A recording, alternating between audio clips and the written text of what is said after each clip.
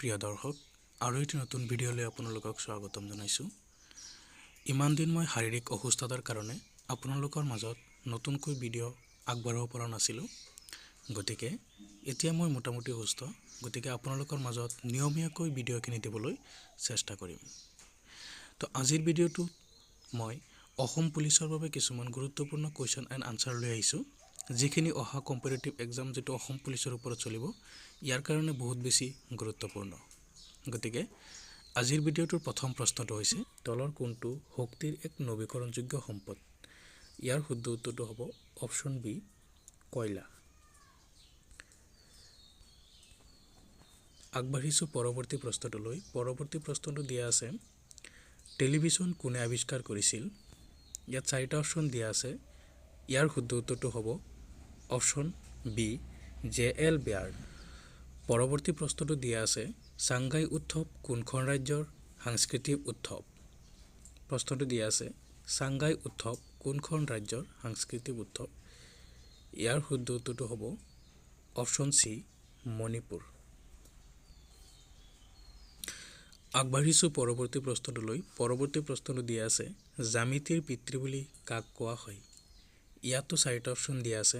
গতিকে ইয়াৰ শুদ্ধ উত্তৰটো হ'ব অপশ্যন এ, ইউক্লিড। পৰৱৰ্তী প্ৰশ্নটো হৈছে, ভাৰতৰ নাইটিংগেল বুলি কাক জনা যায়? ইয়াত 4টা অপশ্যন দিয়া আছে। গতিকে ইয়াৰ যিটো শুদ্ধ উত্তৰ হ'ব, এইটো হ'ব অপশ্যন বি, সৰোজিনী নাইডু। পৰৱৰ্তী প্ৰশ্নটো দিয়া আছে, নয়নমণি শইকীয়া কোনটো খেলৰ লগত জড়িত? ইয়াৰ শুদ্ধ উত্তৰটো হ'ব অপশ্যন চি, লন টেনিছ। পৰৱৰ্তী প্ৰশ্নটো দিয়া আছে, জংগল বাচাও আন্দোলন কোনখন ৰাজ্যত আৰম্ভ হয়? ইয়াৰ শুদ্ধ উত্তৰটো হৈছে অপশ্যন বি, বিহাৰ। পৰৱৰ্তী প্ৰশ্নটো দিয়া আছে, শংকৰদেৱে গুণমালাখন কি চন্দত ৰচনা কৰিছিল?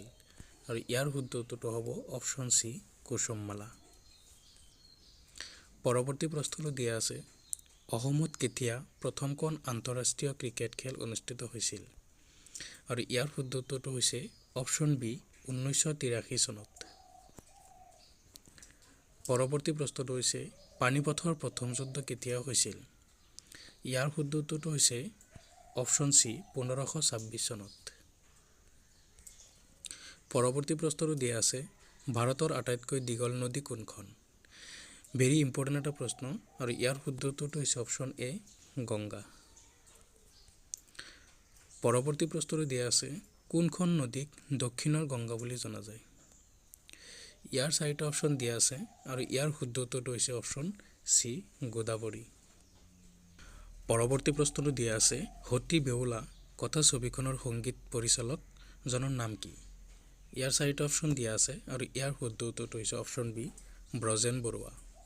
পৰৱৰ্তী প্ৰশ্নটো দিয়া আছে, চান্দ সদাগৰৰ চৰিত্ৰটো কোন কাহিনীত পোৱা যায়? আৰু ইয়াৰ শুদ্ধ উত্তৰটো হৈছে অপশ্যন চি, বেউলা। পৰৱৰ্তী প্ৰশ্নটো দিয়া আছে, হাজোৰ হয়গ্ৰীৱ মাধৱ মন্দিৰ কোনে পুনৰ নিৰ্মাণ কৰিছিল? আৰু ইয়াৰ শুদ্ধ উত্তৰটো হৈছে অপশ্যন চি, ৰঘুদেৱ। প্ৰিয় দৰ্শক, আজিৰ ভিডিঅ'টো এইখিনি। আশা কৰোঁ ভিডিঅ'টো ভাল লাগিছে, আৰু ভিডিঅ'টো ভাল লাগিলে লাইক কৰিব, কমেণ্ট কৰিব। ধন্যবাদ।